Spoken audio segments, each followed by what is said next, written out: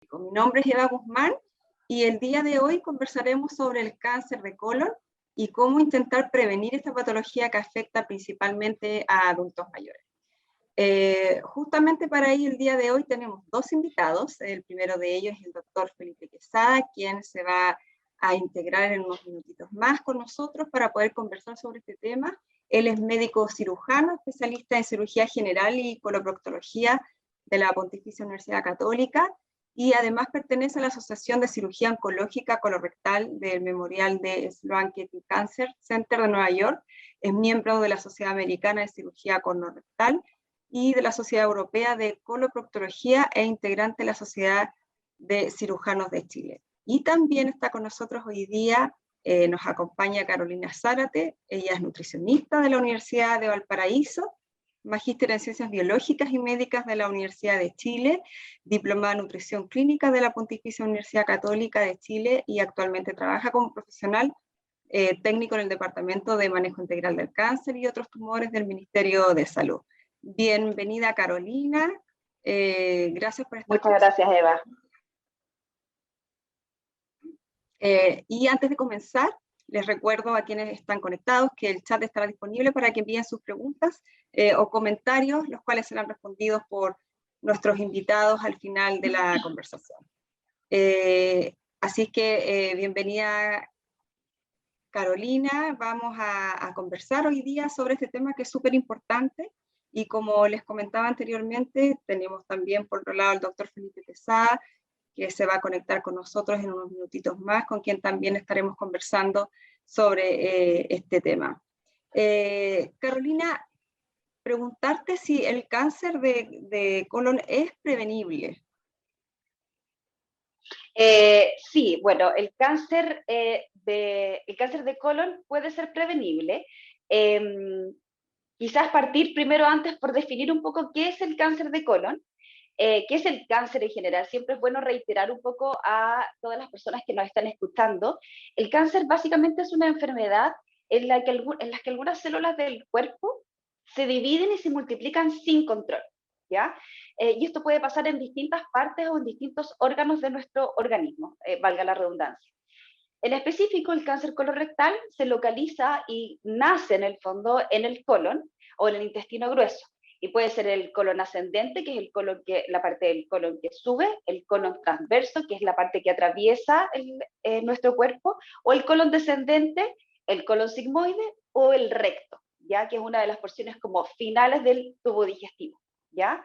El cáncer colorectal actualmente en Chile, si nosotros juntamos a toda la población con cáncer de nuestro país, es responsable de la mortalidad, está en el 5º lugar de la mortalidad a nivel nacional de todos los cánceres. Y si nosotros lo dividimos por sexo, hombre-mujer, el cáncer colorectal es la 4ª causa de muerte en hombres y es la 5ª causa de muerte por cáncer en mujeres, ¿ya? Y además, si vemos a nivel un poquito más específico por regiones, hay ciertas regiones de nuestro país que tienen mayores tasas de mortalidad por cáncer colorectal, y dentro de ellas encontramos la región de Antofagasta, la región de Valparaíso, la región de Aysén y la región de Magallanes. Estas 4 regiones tienen altas tasas de mortalidad por cáncer colorectal. Entonces podemos saber que hoy día el cáncer colorectal es un problema importante de salud pública en nuestro país, por lo tanto es muy importante que lo abordemos y que eduquemos a todas las personas en cuáles son las sintomatologías, que eso lo va a hablar, toda la parte más médica la va a hablar el doctor Quesada cuando se incorpore, y yo me voy a dedicar un poco a revisar toda esta parte como más de prevención y de hábitos. Eso como para dar un poco el contexto general en una primera instancia, y respondiendo a tu pregunta, Eva, con respecto a si el cáncer es prevenible, el cáncer colorectal específicamente es prevenible, lo primero es decir que existen distintos como niveles de prevención. Cuando hablamos, por ejemplo, de prevención primaria, hablamos de controlar todos los que son los factores de riesgo o los factores protectores. Cuando hablamos de prevención secundaria, hablamos de la detección precoz del cáncer colorectal, probablemente eso lo aborde un poco más el doctor Quesada. Y cuando hablamos de prevención terciaria, ya es cuando tenemos personas con cáncer colorectal instalado ya en tratamiento o en seguimiento, y a esas personas les hacemos un abordaje nuevamente para prevenir la reaparición de este cáncer que ya tuvieron o en el que están en tratamiento, ¿ya? Y dentro de la prevención primaria existen, podemos dividir la prevención primaria en el fondo en factores de riesgo que son modificables y en algunos factores de riesgo que no son modificables. Dentro de los que sí son modificables encontramos lo que son los hábitos en general. Y cuando hablamos de hábitos hablamos, por ejemplo, de actividad física, de alimentación, de consumo de algunas sustancias como el tabaco y el alcohol, y de la composición corporal. Y cuando hablamos de factores de riesgo no modificables, nos vamos a enfocar más que nada, por ejemplo, en la edad. Lamentablemente, las personas que tienen más edad tienen mayor riesgo de cáncer colorectal, y además también el sexo. En general, los hombres tienen una mayor tendencia a la mortalidad por cáncer colorectal que las mujeres, ¿ya? Entonces, ¿es prevenible el cáncer? Más que prevenible, nosotros podemos decir que podemos manejar ciertos factores de riesgo que sí son modificables, ¿ya? Que eso probablemente lo vamos a ver un poquito más adelante. Súper. Como bien tú nos contabas, vamos después también a conversar, a profundizar, ¿cierto? Más con el doctor cuando ya se vaya conectando con nosotros. Carolina, tú ya nos adelantabas y decías, ¿cierto? ¿Cuáles son los principales factores de riesgo del cáncer de colon? Sabemos, ¿cierto?, que no todas las personas se manifiestan de la misma forma, pero a grandes rasgos, ¿cierto?, ¿cuáles son estos principales factores que se pueden conocer cuando se manifiesta la enfermedad? Así es. Como les decía previamente, existen factores de riesgo que sí se pueden modificar, y esos son y en eso los vamos a enfocar como factor de riesgo en el fondo que podemos manejar. Dentro de eso, uno de los factores de riesgo principales es el sedentarismo, es la inactividad física, es decir, las personas que no hacen mucho ejercicio de manera regular, que pasan mucho tiempo sentados, por ejemplo, en trabajos, en su trabajo o en su colegio, escuela, lo que sea. El sedentarismo en el fondo es uno de los principales factores de riesgo para el cáncer colorectal, ¿ya? Y lamentablemente, según las últimas encuestas de salud en nuestro país, tenemos un sedentarismo muy elevado, sobre el 80% de la población. Otro factor de riesgo muy importante y que está comprobado y existe mucha literatura al respecto, es el consumo de carnes procesadas. Cuando hablamos de carnes procesadas, hablamos de, por ejemplo, los embutidos, las salchichas, las vienesas, ese tipo de alimentos, y hablamos de un consumo crónico y permanente en el tiempo, ¿ya?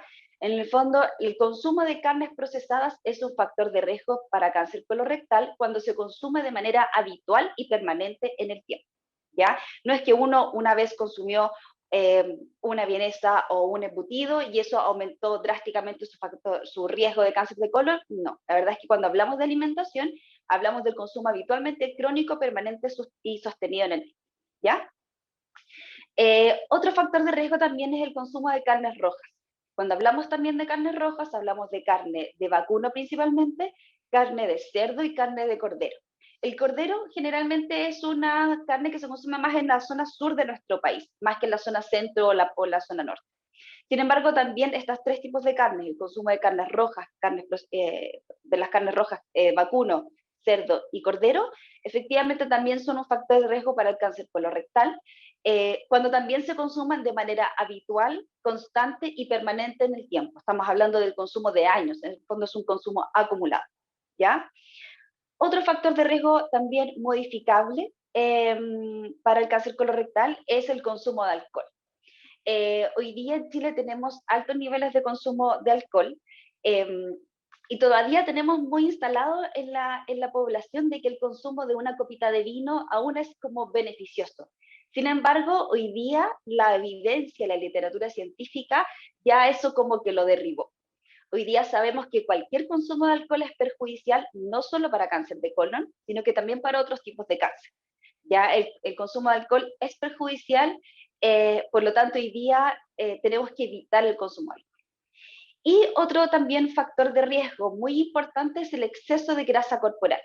Más que un peso elevado, lo importante es la medición de la grasa corporal, porque eso sí se relaciona, por ejemplo, la obesidad central, sí se relaciona con mayor riesgo de cáncer colorectal. Entonces, como resumiendo, ¿cuáles son los factores de riesgo modificables que sí aumentan el riesgo de cáncer colorectal? Tenemos el sedentarismo, el exceso de grasa corporal, el consumo de carnes procesadas, que son como, por ejemplo, como les decía, las salchichas, las vienesas, los embutidos, las longanizas, etc. El consumo de carnes rojas y el consumo de alcohol. Súper importante, ¿cierto? Que son alimentos que están presentes en la dieta diariamente. Carolina, así como tenemos factores de riesgo, también tenemos protectores, o sea, factores protectores también para este tipo de cáncer. ¿Cuáles son aquellos factores protectores frente a esta enfermedad? Efectivamente, no todo es tan terrible con respecto a la alimentación o los hábitos. Efectivamente, también tenemos factores protectores, es decir, que nos protegen y disminuyen el riesgo de tener cáncer colorectal en la adultez, en los adultos mayores, donde es la población que es más prevalente. Dentro de los factores protectores que encontramos está el ser físicamente activo, ¿ya? Cuando hablamos de ser físicamente activo, las últimas recomendaciones de la Organización Mundial de la Salud hablan de 300 minutos a la semana de ejercicio ligero, es decir, una caminata, subir un par de escaleras, hacer actividades como de movimiento, o 150 minutos de actividad física moderada e intensa, cuando ya uno va como a hacer ejercicio, trote, bicicleta, ese tipo de cosas, ¿ya?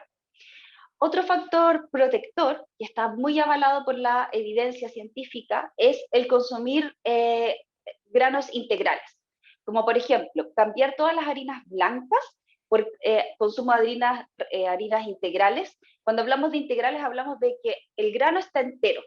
Entonces, por ejemplo, la harina de trigo o el salvado de trigo, algunos otros tipos de harina. Entonces, cuando uno consume más harinas integrales, es decir, con el grano entero, que harinas blancas, en general también uno disminuye un poco, perdón, el riesgo de cáncer colorectal. Y eso no solo las harinas, sino que en todos otros tipos de granos. El arroz integral o algunos otros granos también. Consumir una adecuada cantidad de fibra, ¿ya? Y la fibra es un no nutriente específicamente porque no necesariamente se absorbe, pero sí tiene efectivamente muchas propiedades beneficiosas, en nuestro colon, ¿ya?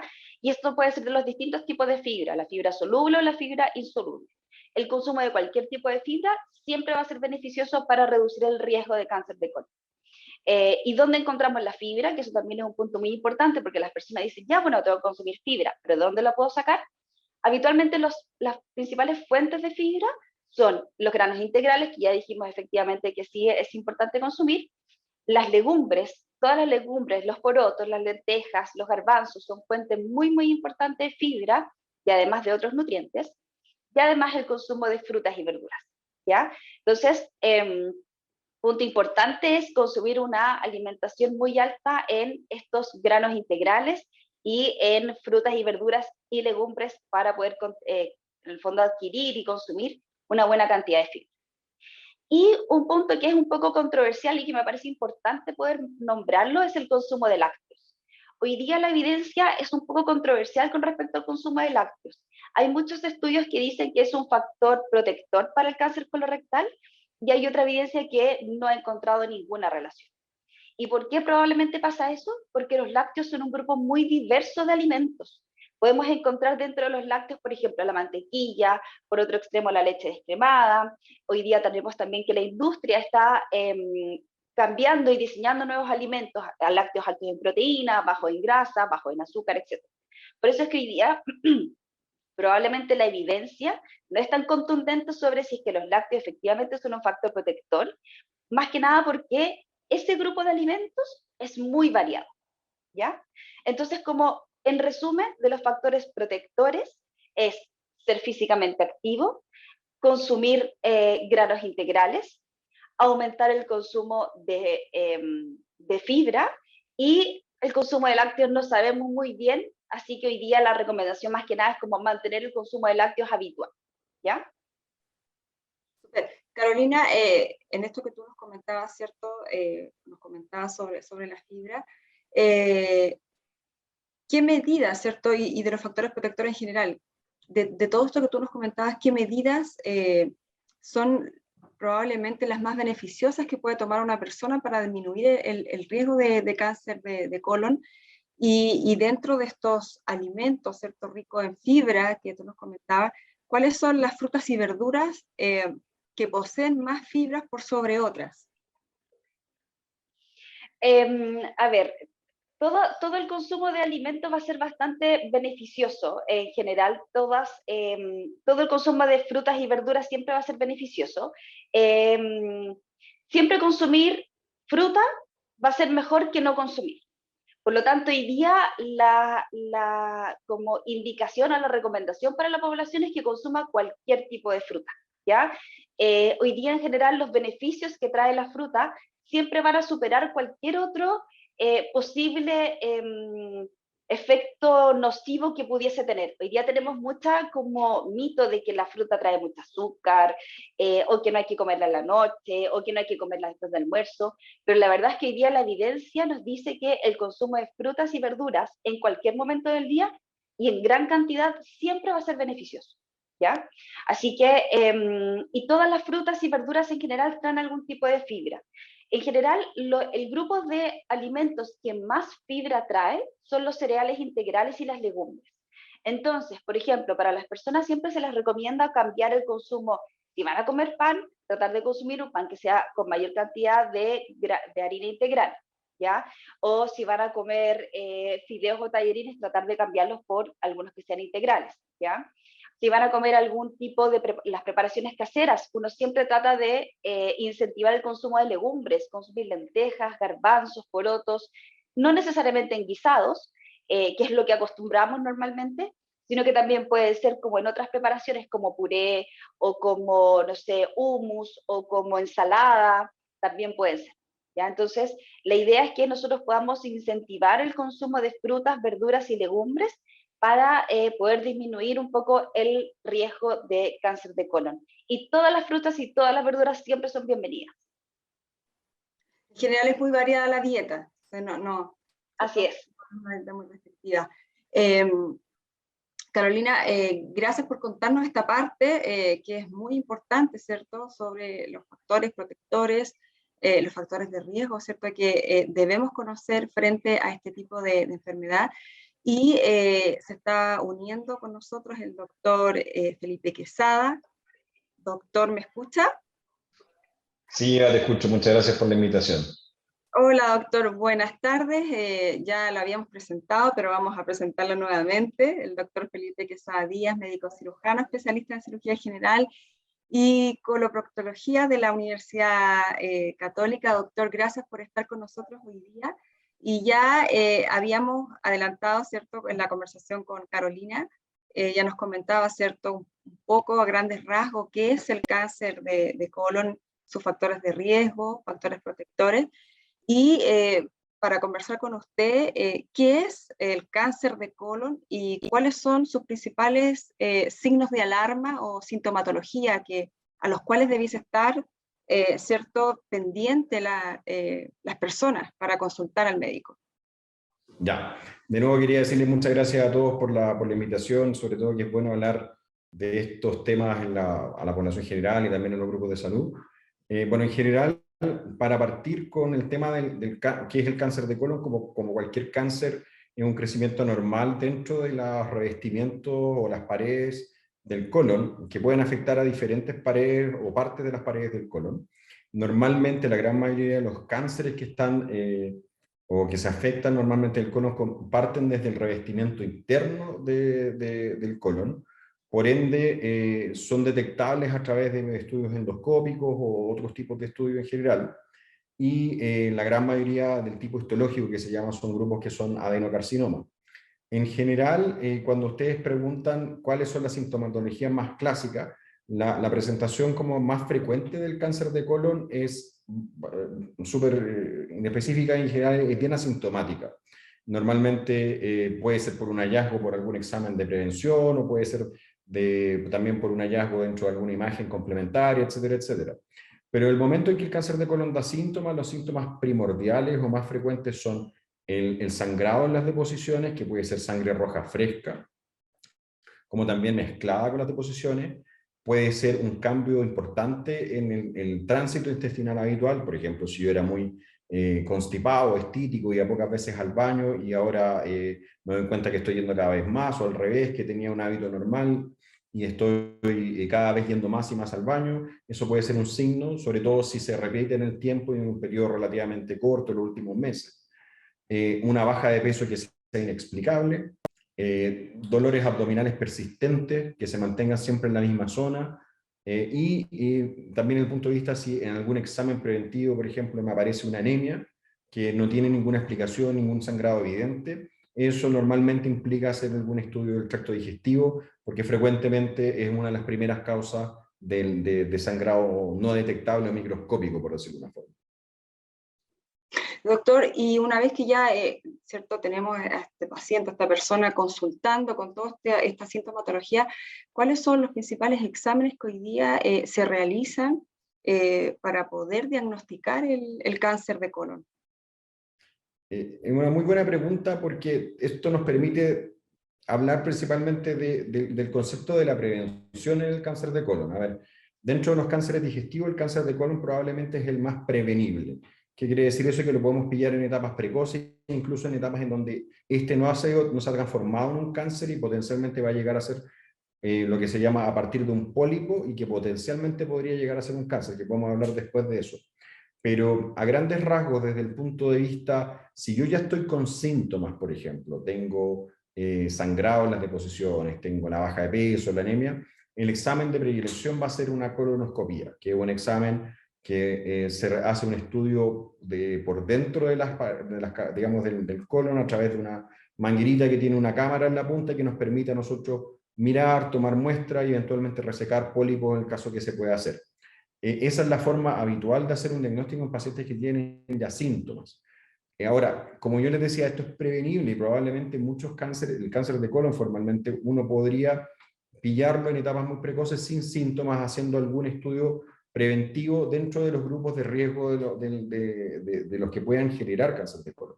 Esos estudios pueden ser o test de hemorragia oculta en las deposiciones, la misma colonoscopía, hay test de DNA fecal, pero en general son exámenes que pueden ser, que van de lo mínimamente invasivo, que son normalmente exámenes de deposiciones, que después nos van a llevar a nosotros probablemente a buscar al paciente que salga positivo, a llevarlo a hacer una colonoscopia. Nos adelantaba usted, ¿cierto?, sobre los pólipos, nos comentaba, que habitualmente suelen ser benignos, pero también, ¿cierto?, podrían ser eventualmente malignos o cancerígenos. Si nos puede contar más sobre los pólipos, doctor, y cómo en el fondo pueden desencadenar también un cáncer de colon. La gran mayoría de los cánceres de colon nacen a partir de un pólipo. Un pólipo es un crecimiento normal dentro de la mucosa o el revestimiento interno del colon, el cual va lentamente creciendo y formándose esta pequeña como carnosidad, nódulo, como lo quieren llamar, y que con el tiempo algunos de estos pólipos van ganando características, vamos a decir mutaciones, también un poco más técnico, que la van haciendo cada vez más digamos, maligno y que en algún momento va a llegar el salto en que se va a transformar en un cáncer. Lo bueno que tiene eso es que normalmente ese periodo, en la gran mayoría de los cánceres, es largo, perdón. Dura aproximadamente unos 5, incluso algunos dicen hasta 10 años, en donde un pólipo, que parte muy chiquitito, termina siendo un tumor. Y esa es la ventana esencial o ideal que tenemos nosotros para pillar a los pacientes antes y hacer la prevención, es decir, encontrar el pólipo cuando está muy pequeño y removerlo por vía endoscópica y prevenir de esa forma el desarrollo de un tumor más agresivo a futuro. Doc, ¿esta enfermedad tiene algún componente genético para quienes, ¿cierto?, han tenido algún antecedente familiar que pudiera alertarlos previamente sin tener sintomatología, pero que hayan tenido algún antecedente previo? ¿Tiene algún impacto en las personas que ya han tenido algún familiar directo con este tipo de cáncer? Súper buena pregunta. En general, como bien dijo Carolina, con respecto a los factores de riesgo como ambientales o de la comida, etcétera, etcétera, hay factores de riesgo que para desarrollar cáncer de colon que son más bien no modificables, por decirlo de una forma. ¿A qué nos referimos? Que no los podemos cambiar porque son inherentes al proceso humano. Por ejemplo, envejecer, tener más años, por decirlo de una forma. Y dentro de lo que tú preguntas, el tener antecedentes de familiares de primer grado con cáncer de colon, es decir, mi papá, mi mamá, mi hermano, que tuvo un cáncer de colon, me aumenta el riesgo de tener un cáncer de colon a mí en comparación a la población general que no tiene antecedentes de eso. De la misma forma, si hay más de un familiar, aunque sea de segundo grado, hace lo mismo.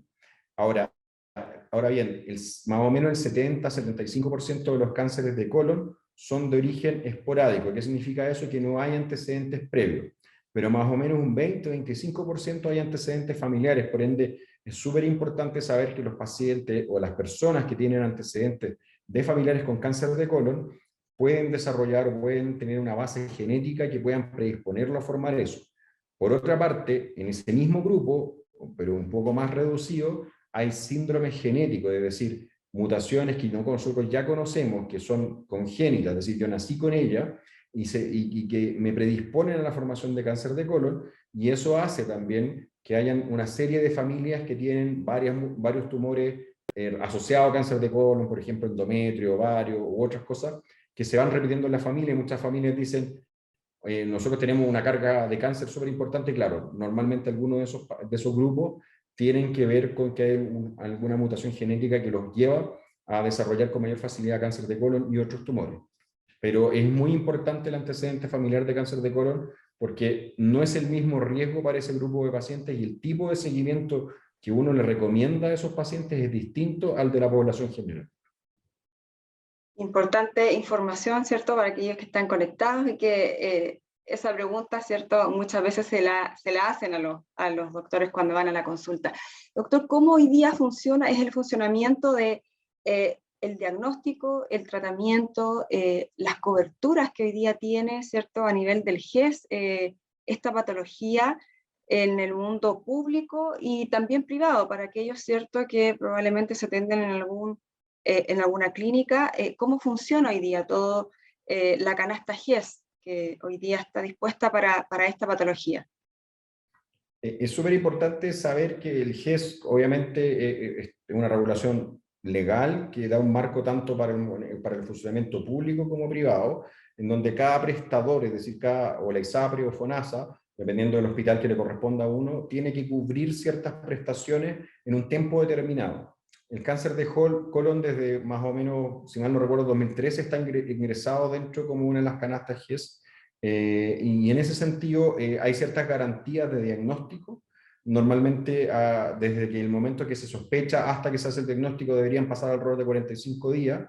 Lo mismo que para la etapificación, es decir, que una vez se confirma el cáncer de colon, hasta que tenemos todos los exámenes que hay que hacer, que normalmente son escáner, exámenes de sangre y todo, deberían estar listos esos exámenes también en 45 días. Y hay una garantía también de tratamiento que normalmente tiene que cumplirse una vez que ya tenemos al paciente tipificado alrededor de los 30 días. Posterior a eso, se garantiza el seguimiento del paciente una vez tratado a partir del primer seguimiento dentro de los primeros 90 días después de haber completado el tratamiento. Eso en globo también tiene ciertas prestaciones que implican la cirugía, la quimioterapia, la radioterapia en caso del cáncer de recto, que no va al caso como para ahondar un poco más, pero lo importante como para entregar es que el cáncer de colon es una patología GES, y eso significa que hay coberturas y hay que cumplirlas por ley según el prestador al cual uno está adscrito como en su plan de salud. ¿Cómo se activa, doctor, esta canasta GES? ¿Solo con la consulta? ¿O la persona tiene que hacer algún trámite más? Sí, normalmente depende del lugar, pero muy frecuentemente el mismo paciente tiene que acercarse ahora, en el caso de la salud privada, al ISAPRE, a activar su GES al lugar donde le corresponda, o en la parte pública tiene que ir a las oficinas de GES que tienen los hospitales normalmente, a ir a activar directamente para que la garantía funcione. Eso es súper importante. La garantía no funciona si uno no la activa. Entonces eso es importante que para que los procesos ocurran tiene que uno hacer la activación, y eso normalmente se hacen en las oficinas de GES o a través del ISAPRE, el lugar donde corresponde. Doctor, nos hace una pregunta y que tiene que ver principalmente con el riesgo, ¿cierto? Una vez que el paciente se somete ya al tratamiento, de volver a tener nuevamente la misma enfermedad.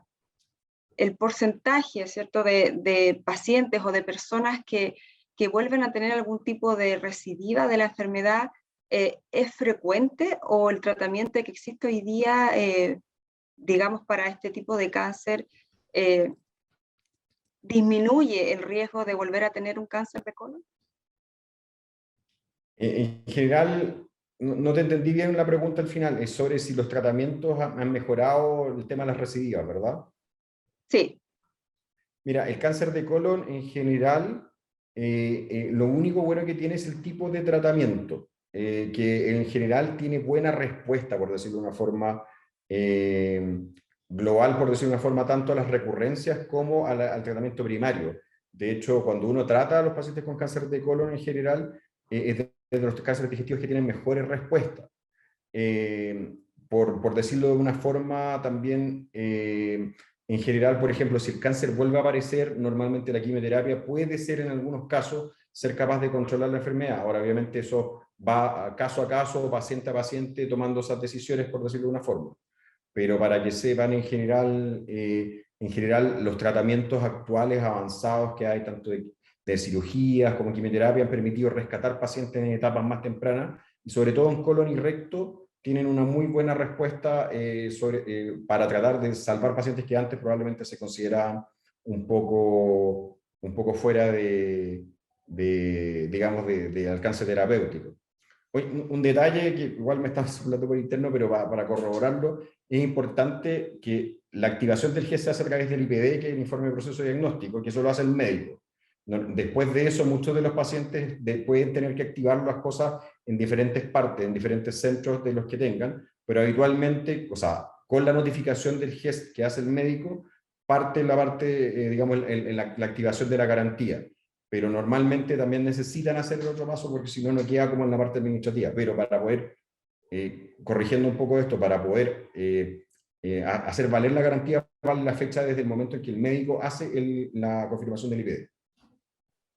Perfecto, doctor. Bien, nos han llegado varias preguntas al chat, ¿cierto?, de quienes están conectados y nos preguntan, una vez superado el cáncer de colon, ¿debo hacerme chequeos cada cuánto para evitar una nueva aparición de esta patología? Mira, en general, normalmente una vez operado el cáncer de colon, uno tiene un seguimiento establecido que normalmente requiere controles periódicos con exámenes de sangre y con escáner por lo menos los primeros 5 años. Después de eso, uno da como el tratamiento de que efectivamente el paciente está curado, por decirlo de una forma. Pero normalmente eso se va determinando, la misma, puede ser seguimientos cada 3, cada 4, cada 6 meses con exámenes de sangre. Ahí hay variaciones un poco con los diferentes esquemas, pero al menos es cada 6 meses. Un escáner al menos al año si es que no van apareciendo síntomas. Y la colonoscopía sí requiere repetirla cada cierto tiempo porque, como bien dijimos antes que había factores no modificables, el tener antecedentes de un cáncer de colon, por decir una forma, nos aumenta el riesgo futuro de tener de nuevo un cáncer de colon nosotros. Y eso implica, por decir una forma, que tengamos que de alguna forma hacer un chequeo más periódico de nuestro colon porque podemos volver a desarrollar uno nuevo. Excelente. ¿Es cierto que este tipo de cáncer afecta principalmente a los adultos mayores? En general, el promedio de edad de diagnóstico a nivel país también está entre los 60 y 65 años, más o menos. Por ende, la respuesta debería ser sí, es más frecuente en etapas, en pacientes mayores, por lo mismo que decíamos, por la edad y que era un factor no modificable. Ahora, a pesar de eso, en los últimos 10, 15 años se está viendo una tendencia a tener con mayor frecuencia cáncer en pacientes más jóvenes, menores de 50 años, o entre 40 y 50, lo cual estamos viendo cada vez más frecuente. No está claro cuál es la razón de eso, puede ser un poco de los factores que hablaba un poco Carolina con el tema de la dieta, la actividad física, sedentarismo, etcétera, etcétera. Pero en ese contexto, eso es súper importante también saber que incluso la gente joven puede sufrir este tipo de enfermedad, y eso no hacer que los síntomas que conversábamos antes, como el sangrado o cambios de forma de ir al baño, no nos motiven consultar precoz al médico, porque puede ser que una colonoscopía me pueda diagnosticar muy precozmente un cáncer de colon y eso cambiar los resultados, por decirlo de una forma. No necesariamente es una enfermedad entonces de adultos mayores, ¿cierto? Claro, o sea, la gran mayoría es un adulto mayor, pero cada vez estamos viendo gente más joven. Así que es importante, por eso mismo, también tomar decisiones con respecto a síntomas, aunque seamos gente que tenga menos de 50 años. Claro. Otra pregunta que nos llega, doctor, ¿algunos de los síntomas del cáncer de colon son dolores en la zona rectal? Es una buena pregunta, o sea, no todos síntomas, no todo dolor en la zona rectal van a ser síntomas, pero efectivamente la presencia o sea, de dolor en la zona perianal es una causa como para consultar, porque tumores de recto que están muy cercanos al canal anal, uno de los síntomas principales, aparte del sangrado, es el dolor, por la zona en las cuales se encuentran. Entonces, si es muy... Ahora, eso no quiere decir que todos los dolores rectales sean cáncer, de hecho, no son la mayoría, son mucho menos, pero es un síntoma que debería también llevarme a consultar al médico también para saber por qué tengo ese dolor. Así es. Y otra pregunta que nos llega dice, ¿quiénes sufren de colon irritable tienen mayor probabilidad de sufrir este tipo de cáncer o no está relacionado? No está relacionado formalmente el síntoma, que el colon irritable sea digamos, yo tengo colon irritable y voy a tener más riesgo de tener cáncer de colon. Eso no es real. Pero lo que pasa es que muchos de los síntomas pueden como sobreponerse un poco a la aparición inicial de algún tipo de cáncer de colon. Entonces, uno tiende a dejarse estar porque dice, no, yo tengo colon irritable, etcétera, etcétera, y no voy al médico por eso. En ese sentido, más bien que decir que si está relacionado con el riesgo, son los mismos síntomas los más importantes, por decirlo de una forma, los que puedan generar o no la consulta al médico. Al final lo importante es, lo que trato de decir por lo menos en esta presentación o esta entrevista, es decirles que consulten precoz con los síntomas que tengan, que hemos discutido ahora, porque es mejor preguntar antes de que después tener que llegar con un tumor un poco más avanzado, por ejemplo.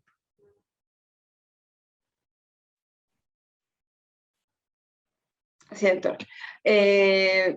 Antes de terminar, le quiero pedir a Carolina, ¿cierto?, que nos haga un breve resumen, ¿cierto?, con aquellos factores para quienes no alcanzaron, ¿cierto?, a conectarse cuando Carolina los entregó, ¿cierto, Carolina? Estos factores protectores y los de riesgo, ¿cierto?, que podemos evitar, como tú nos comentabas, principalmente con los estilos de vida y con la alimentación. Gracias, Eva. Sí, efectivamente es un punto importante porque, como decía el doctor Quesada, existen estos dos grandes como grupos de factores de riesgo modificables y los factores de riesgo no modificables. Por lo tanto, dentro de los factores de riesgo modificables, que es lo que abordé en la primera parte de la entrevista, lo más importante y con el mensaje que quiero que se quede la gente es, ser físicamente activo es muy importante para reducir el riesgo. ¿Qué significa ser físicamente activo? No necesariamente es ir al gimnasio todos los días, que lo ideal es que uno haga mucho ejercicio. Sin embargo, podemos partir por pequeñas modificaciones, como por ejemplo, caminar un par de cuadras más, subir todas las escaleras que podamos, e idealmente lograr 300 minutos de actividad física durante la semana de actividad física ligera o 150 minutos de actividad física moderada e intensa. Además, restringir o limitar el consumo de carnes rojas, de carnes procesadas y de alcohol, ¿ya? También es muy importante para reducir nuestro riesgo. Y además, aumentar el consumo de fibra. ¿Y cómo podemos aumentar el consumo de fibra? A través de la ingesta de legumbres, frutas y verduras y de granos integrales. Súper, Carolina. Doctor, algo con lo que usted quiera cerrar, enfatizar, ¿cierto?, antes de irnos despidiendo para todos aquellos que están conectados hoy día. Mira, yo creo que lo que más quiero enfatizar en este caso es la consulta precoz, a grandes rasgos, que el cáncer de colon es un cáncer prevenible, es un cáncer en donde uno puede, de alguna forma, tener muy buenos resultados si uno va de manera precoz a realizar este tipo de situaciones o diagnósticos. Por ende, aunque yo no tenga síntomas, el realizar exámenes de prevención, como les contaba a usted de posiciones que buscan sangre oculta, o realizarme una colonoscopia ya dentro de los rangos etarios, normalmente entre los 45 y 75 años, si tengo la posibilidad de hacerlo, es lo mejor, porque probablemente voy a, de alguna forma, prevenir la formación del cáncer. Y con síntomas iniciales no dejarse estar, consultar precoz, independiente del rango etario, y recordar que el cáncer de colon está dentro de las garantías GES, por decirlo de una forma, y que la cobertura va a estar una vez que ya esté el diagnóstico, o al menos al partir también de la sospecha. Muchas gracias, doctor. Muchas gracias, Carolina. Gracias a ambos por acompañarnos el día de hoy y conversar sobre este tema que es muy importante, ¿cierto? Siempre atingente para cuidar y proteger nuestra salud. Gracias por acompañarnos y agradecemos también a las personas que se conectaron hoy. Y como siempre, el video de esta entrevista estará disponible los próximos días en nuestro canal de YouTube, cuyo link está ahí en pantalla. Y también les compartimos, ¿cierto?, nuestras redes sociales para que nos sigan y conozcan todos nuestros contenidos, así como esta conversación del día de hoy, ¿cierto?, con el doctor Quesada y Caro Zárate, que nos acompañaron el día de hoy. Gracias a los dos. Los esperamos a todos el próximo martes 12 de abril a las 14 horas, donde hablaremos sobre intervención en crisis, cómo ayudar, ¿cierto?, en una situación de crisis de salud mental. Gracias, doctor. Gracias, Carolina. Que tengan buena tarde. Gracias igualmente. Hasta luego. Muchas gracias por la invitación. Chao, chao. Chao, chao. Que estén bien. Gracias.